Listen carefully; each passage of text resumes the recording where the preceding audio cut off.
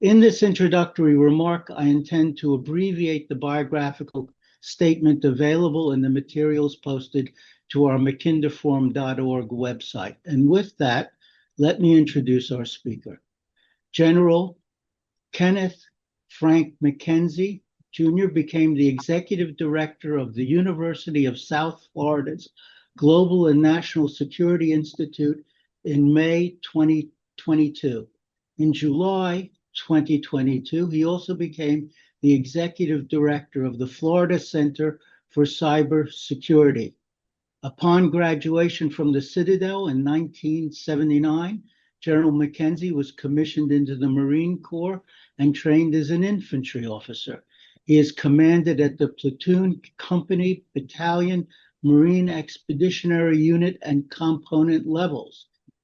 His book, titled The Melting Point, High Command and War in the 21st Century, was released in 2024 by the U.S. Naval Institute Press, and it details his 3 years as commander of the United States Central Command, USCENTCOM. I believe I speak for the Mackinder Forum in thanking General McKenzie for his 42 years of distinguished service in the military. General McKenzie will address the topic, Beyond Abraham, the Path Forward in the Middle East. General McKenzie, please begin. Lynn, first of all, thank you very much. I'm delighted to be here with such a distinguished group of people, and I hope my remarks are going to be of interest to you today.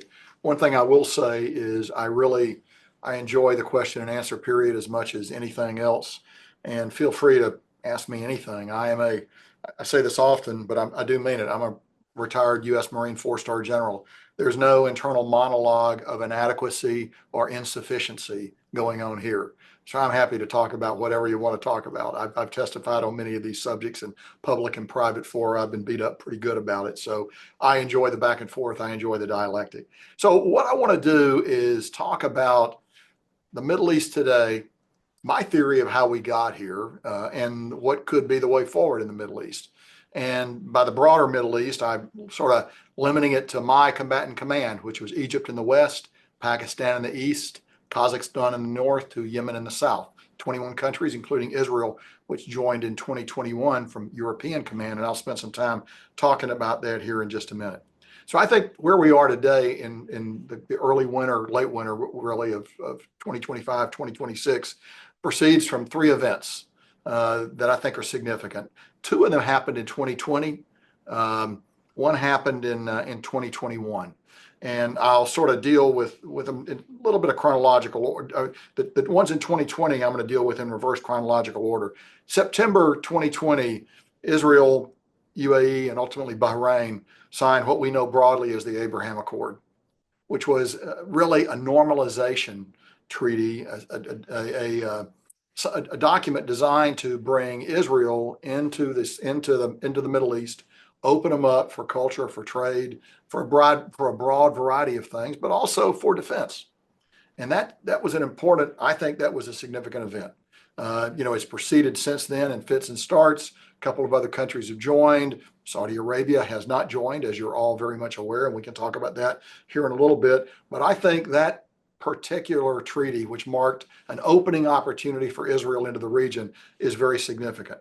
The other event that occurred in 2020 that is of equal significance, although surprisingly Americans don't recognize it so much as it's recognized in the region, if you will, was the January 2nd, 2020 strike on Qasem Soleimani, the IRGC Quds Force commander, and really one of Iran's strongest leaders. And I want to take a minute to talk about that, because the fact that he is gone, I would argue, is fundamental to where we are today.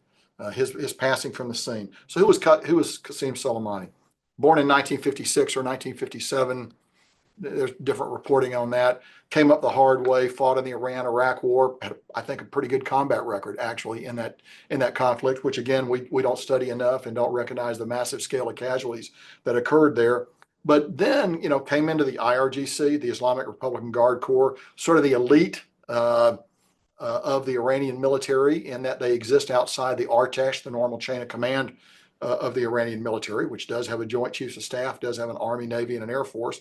And then the IRGC exists outside that. And inside the IRGC is another organization called the Quds Force, QODS, the Jerusalem Force. He actually commanded the Quds Force. He didn't command the IRGC, he commanded the Quds Force. And over time, he built a familial relationship with the Supreme Leader Khamenei, where he could go to him directly to do things across the region, able to bypass the chain of command. He was their guy for contact with Shia militant groups across the region, but principally in Iraq, which he saw as the major battleground with the United States. And he was very effective in that role.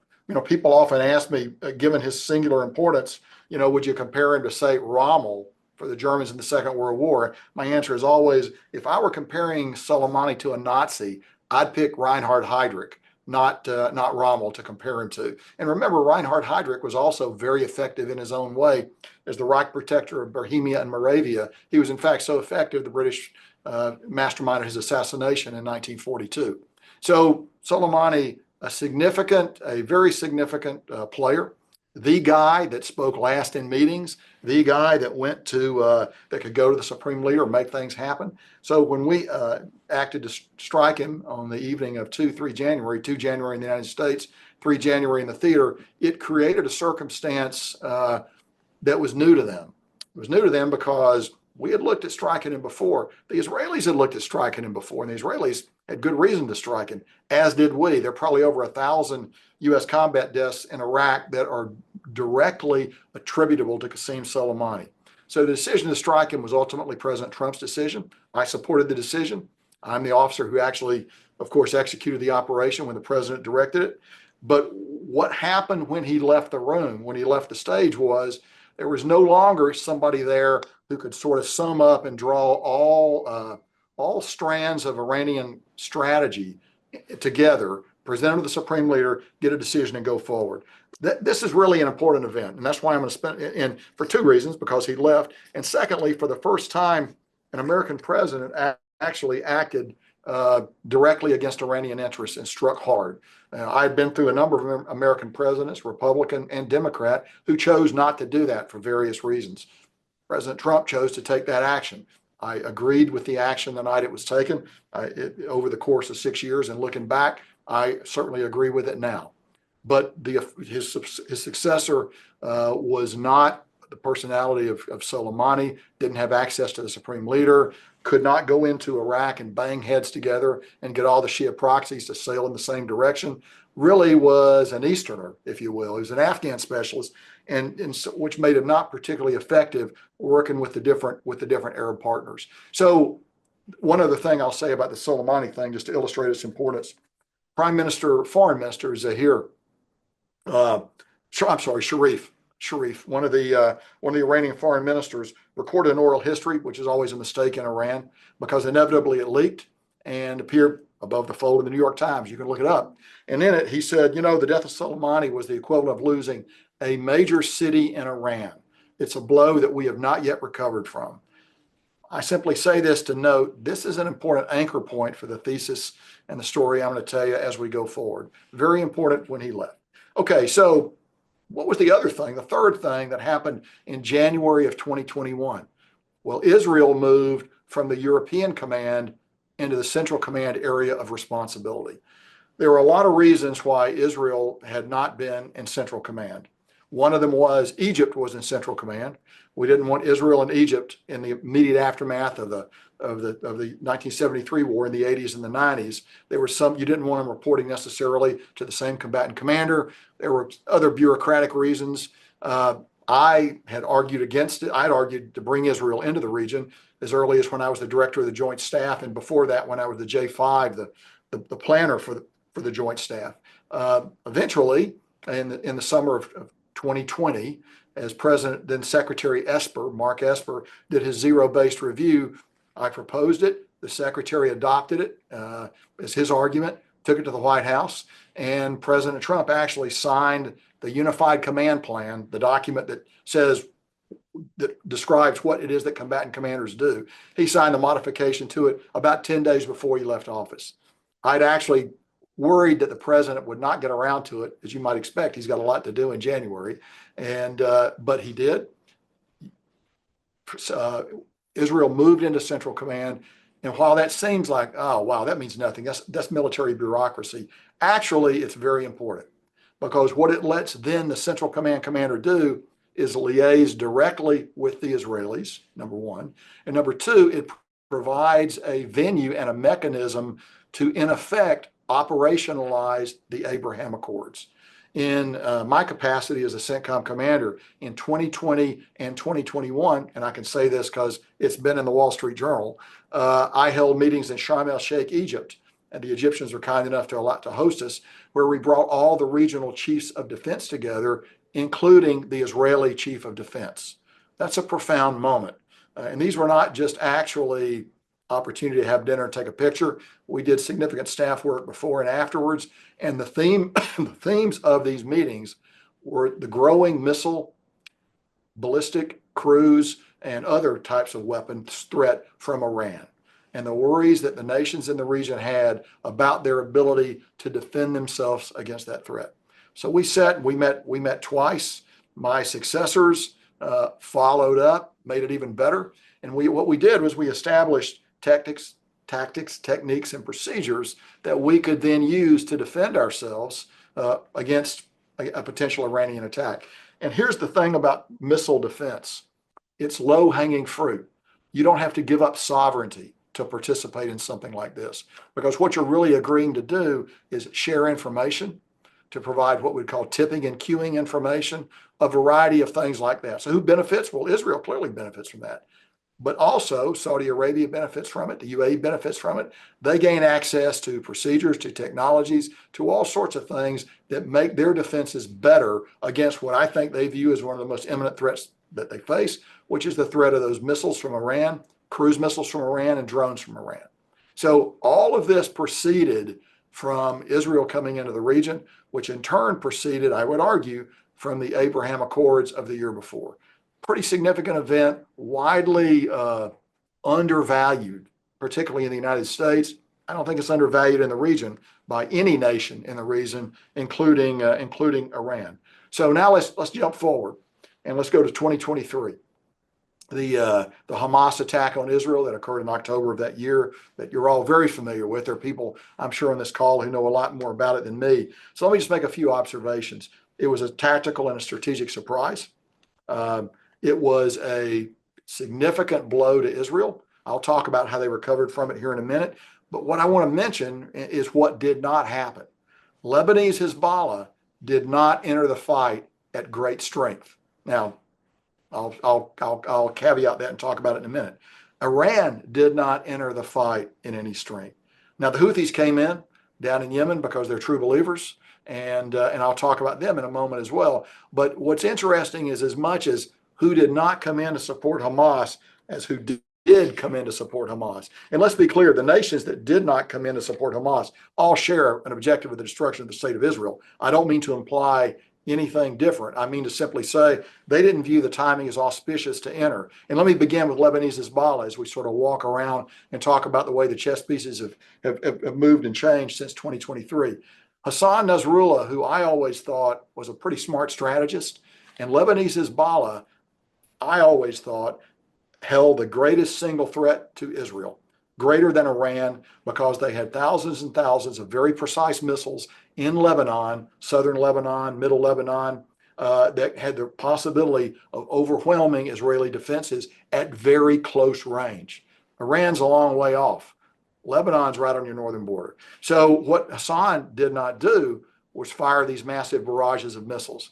Where he made a mistake, in my judgment, was allowing his subordinate commanders down in southern Lebanon to begin what a fairly low-level tit-for-tat exchange across the border that grew a little bit over time, but never got to the massive exchange that I worried about when I was a CENTCOM commander.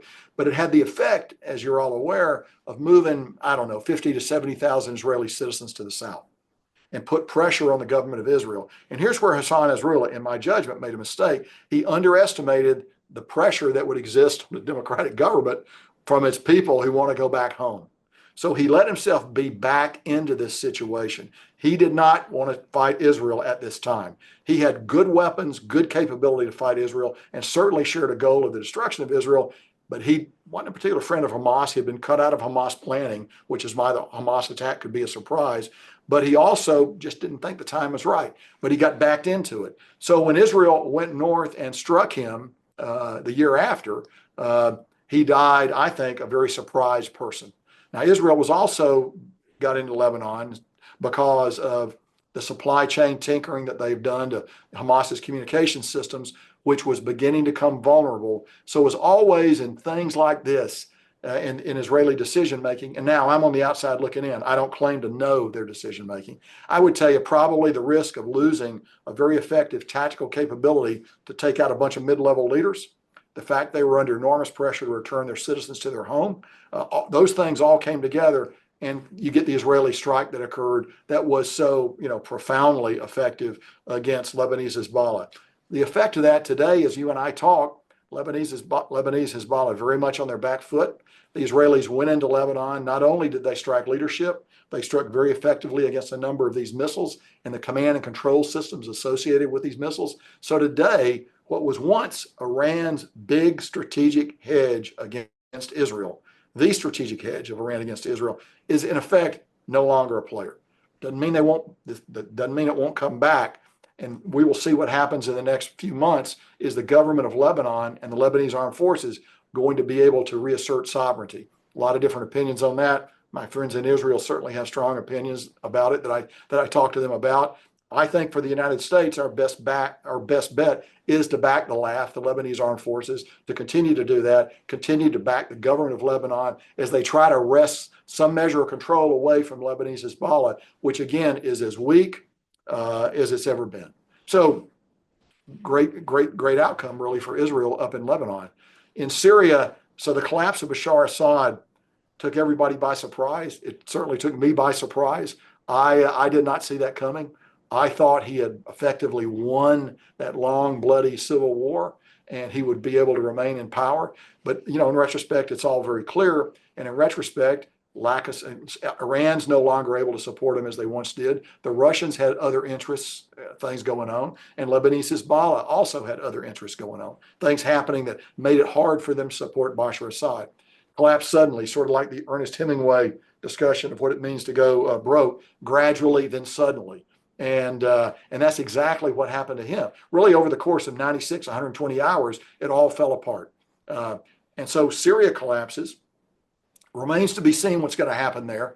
Iran largely moved out of Syria. The Russians are still there. That doesn't bother me that the Russians are still there. We can talk about that if someone's interested. New government, new leader. He's got some baggage, some significant baggage. I think he's worth backing. And I'm a guy that visited the SDF at least 10 times while I was the CENTCOM commander. I know the problems that creates with the SDF in the East. But Syria is an opportunity for the United States. And I think it's an opportunity for Israel as well. Israel, I think, is more cautious about Syria than we are, and I can understand why. It all comes down to possession of the Golan Heights, security situation in northeast, up in the northeast.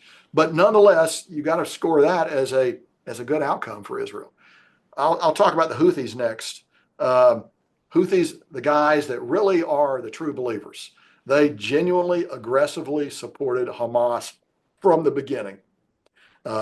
Very, very radical. It's a great special operation that deserves, again, more study than we've given it. For a relatively small investment in resources, Iran created a problem, an enormous problem for us and for a lot of other nations in the world.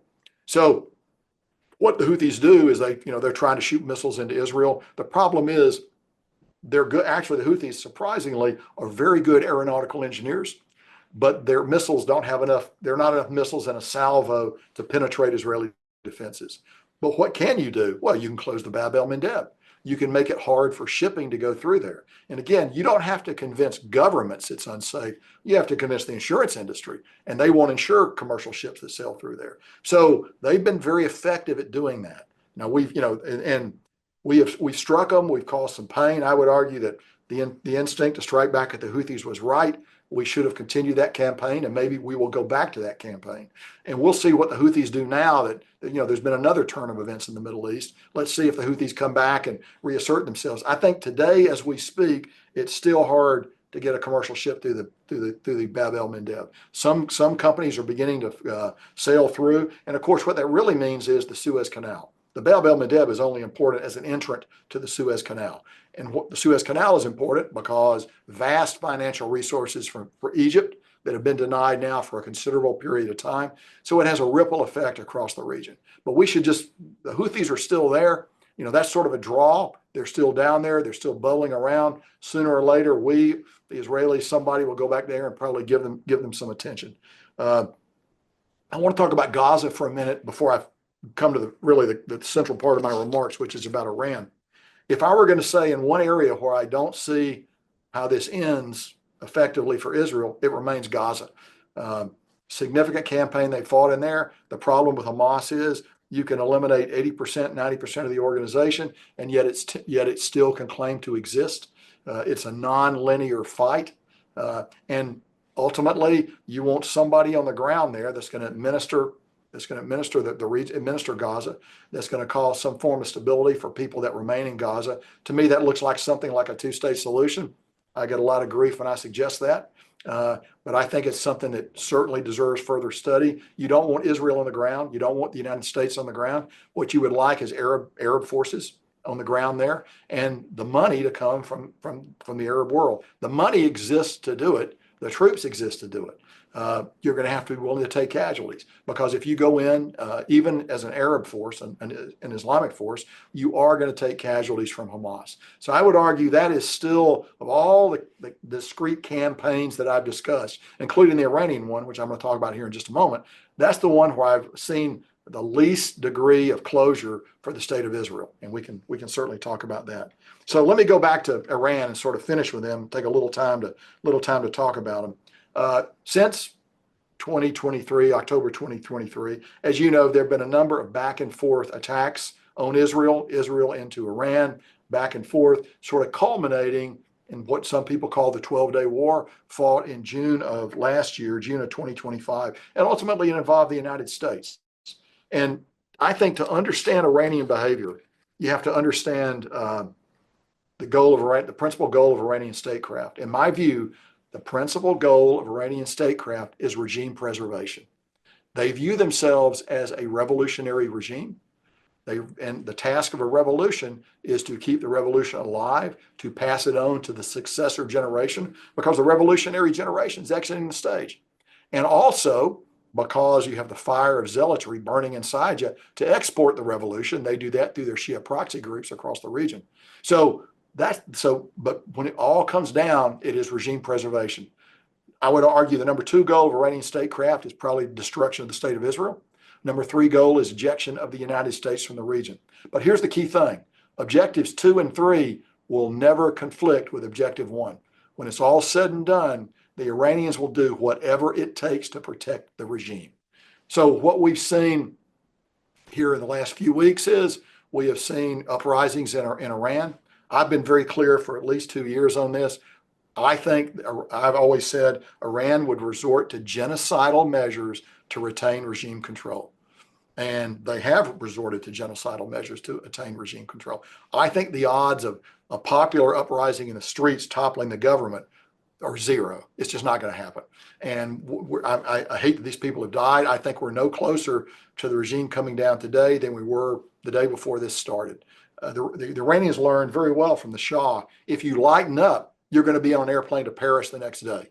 And they don't intend to lighten up. The supreme leader does not intend to flee to Moscow, to a dacha or some other place. They still have significant power in the regime that gives them the opportunity, to be very, very, very aggressive with their own population. So I assess that as very slim. Now, you could have a revolution from an institution, and that's possible. That, though, will tend to generate a successor candidate to lead the country further from the right which isn't going to necessarily change Iranian politics in any way. And I'll talk about what I think a reasonable thing that we should want to have here for a political situation with Iran in just a minute. But the fact of the matter is, Iran today is as weak as they've ever been. Their offensive ballistic missile capability against Israel has been exposed at, while not completely ineffective, not strategically decisive. Their defense capability has been completely decimated. Their air defense capability has been completely decimated. And I think because of the natural conspiratorial world that Shia Islam exists in and the Iranian approach to it, they feel they're completely penetrated, and they are. The Israeli attacks on Iran involved, long-range strikes from aircraft. It involved short-range strikes from drones, and it involved physical action on the grounds by human beings. So that's a pretty significant penetration of your security architecture. So the Iranians are doing something we should encourage them to do, which is a massive counterintelligence in there, purging people right and left. That's not good for any organization. So that's probably going to continue for a while. But the Iranians are weak. But a predecessor of mine, a really smart guy named Tony Zinni, a former CENTCOM commander, some of you may know the name, he once said, the Iranians have never met a war they could win or a negotiation they could lose. And so the Iranian sort of approach here is to get into negotiations, freeze things, stop the bombing, give up nothing, argue about the size of the table, argue about who sits at the table, argue about what kind of paper we're going to look at, argue about everything except the core issues. And so I think they will try to do that. The key for us is, I would argue, to keep pressure up. It doesn't have to be military pressure, but it should involve the threat of military force. I'll be honest with you, I thought the Biden administration's principal weakness with Iran was every time we threatened them, we said, look, we're going to impose this or we're going to do this, but we're not going to do this inside Iran. We're not going to strike Iran, which is exactly counterproductive if you want to do business with the Iranians. They know and understand the language of force. They know and understand being threatened. They threaten people all the time, and they will respond to that, particularly if they believe the threat has credibility. We now have profound credibility about the use of force in the region. So, what is it that we want from the Iranians? I think some agreement on the nuclear program. I think some agreement that limits their missile development. A discussion on proxies, aggressively funding proxies in Iraq and in other states, and then finally some kind of statement about Israel having the right to survive. Look, I know some of those are extremely aspirational, but nonetheless, in that framework somewhere, in those words somewhere, is the framework for how you might approach negotiations with them. And as we try to negotiate with them, these are the things that we need to talk about. In order to force them to do that, they're going to have to believe that regime survival is on the table. And they will try to do everything they can to distance regime survival from these discussions. So today, we just put a bunch of combat power into the region. Carrier came in.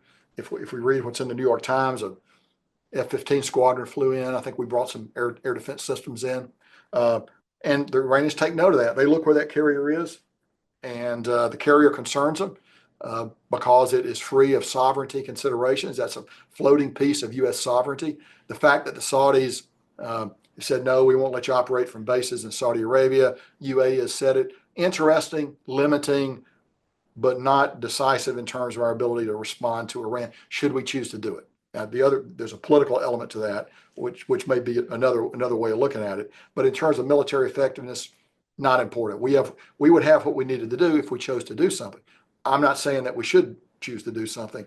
I'm saying that pressure is how you force the Iranians to adjust and to move. So now let me sort of wrap it up and say the central theme, the thread that has run through all of these discussions is President Trump.